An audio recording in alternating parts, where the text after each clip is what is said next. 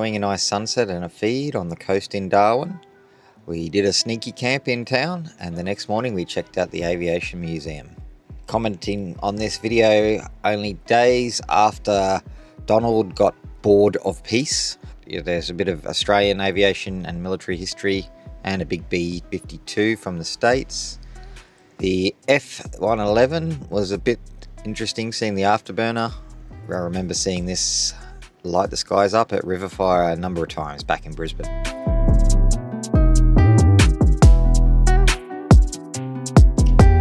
Heading back south from Darwin, we stopped in and had a Croc tour with a great bloke called Rex. He runs the tour on his own in a small little boat, so you get pretty low, up close and personal. He's an ex-ranger and an ex-police officer. He's pretty passionate about the Crocs, so it's good to see. I know these tours do sort of encourage certain things and behaviours, but he was very knowledgeable and did explain how the Crocs are territorial, and there's also transient males, and it was a really interesting tour, getting up close and personal. We spent the night there, which was interesting, as we just stayed in the truck the whole time.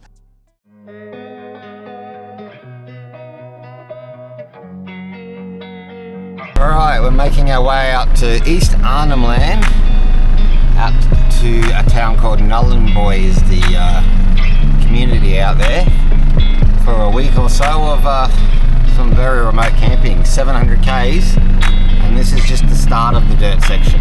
Let's have a look.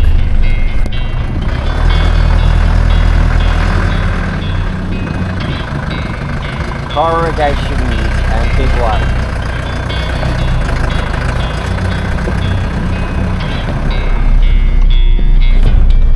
Never fun, get some speed up to try and hop over them.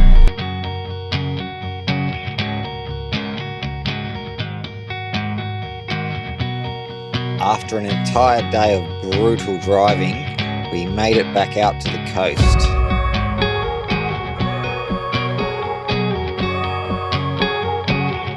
Striker was super happy to see the coast and the waves again.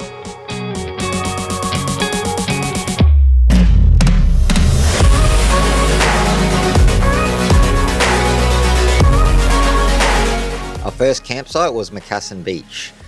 The name Macassan relates to the people from across the ocean that used to come and trade with the indigenous people many years ago.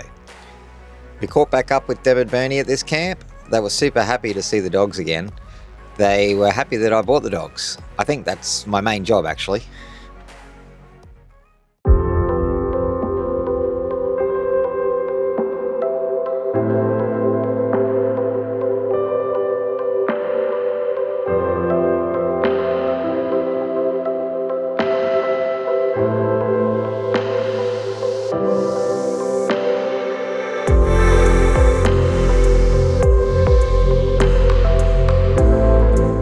Did a day trip to check out Goanna Lagoon. It's a beautiful spot with a really interesting rock formation that has flowing water with a lovely waterfall. You can swim right through it.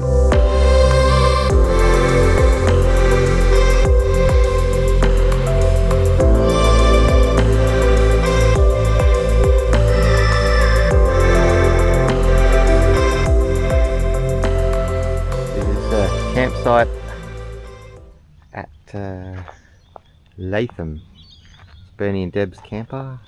There's the truck. There's the kids on their bed. Oh, they had a beer. Going for a hike? Let's go for a swim. Come on. She's like, this is weird walking like this. Come on, keep. Let's go for a swim. You don't look very prepared.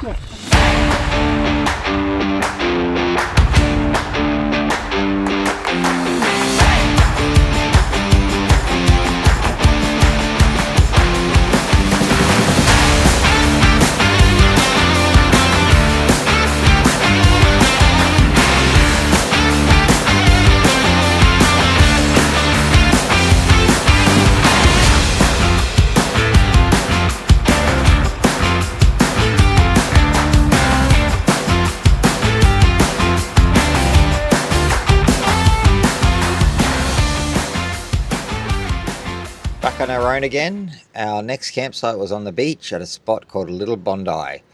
The first night we had another family staying with us, which the parents I think thought was great as the dogs provided a babysitter. After much running, Striker was as happy as Larry. The rest of the days we had the entire place to ourselves, which was magic.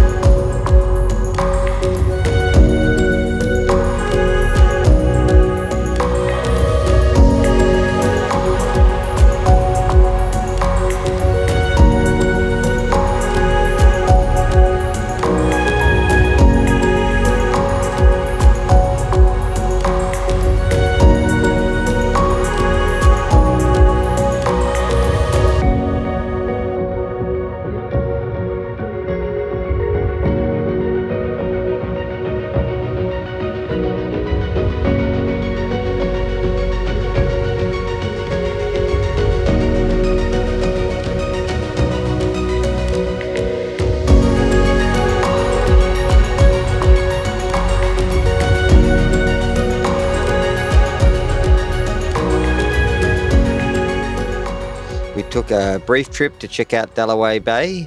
Across the water you can see a saltwater croc sunning itself. Just gone for a swim down at the Leitrim River at one of the camps at East Arnhem Land.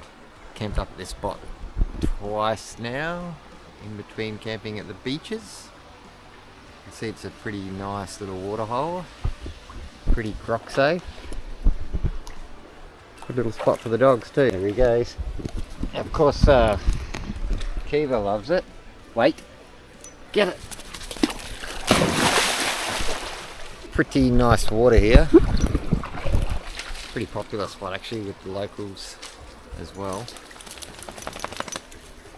Yeah, the camp's maybe 50 metres up the track. Be nice to camp right on here, but it's not always possible. Make our way back either tomorrow or the day after. 700 k's back to Tyndall on a pretty rugged road. I'm still recovering, getting smashed by the truck on the way out here, so not looking forward to it.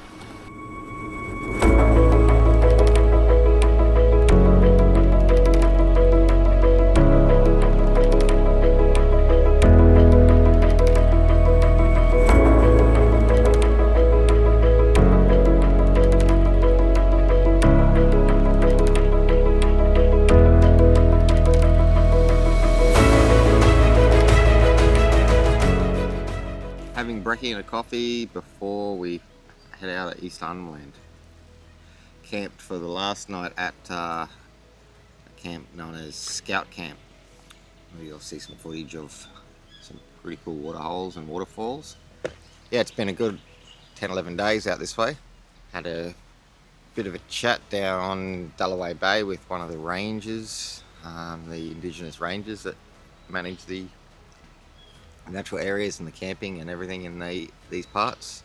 Just a top bloke pointed out a salty across the bay, sunning itself.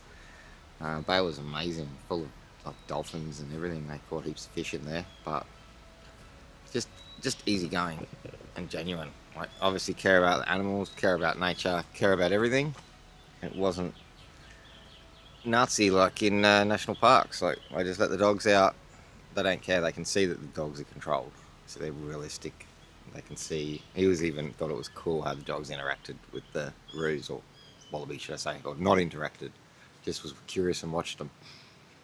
So yeah, hopefully I'll come across something more like this. I don't do much organised camping. I mean, this is pretty basic. Camp spot like this. This particular spot, it's got bollards. Bit like a national park, or I can't park the truck. There's some over there. You can see behind me where you could drive in. I just parked up the end here. There's a drop toilet, and the table's handy for Striker to hide under. Look at this kid. Got to cuddle up to me while driving. It's pretty cute. Don't you, Kevy? Hey? Striker's got his spot. best travel companions ever, aren't you?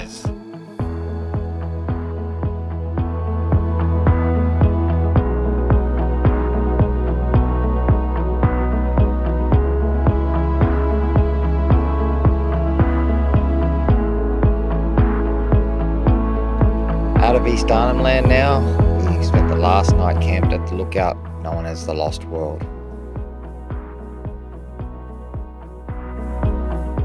Next episode, we make our way through our last section of the Northern Territory and into Western Australia.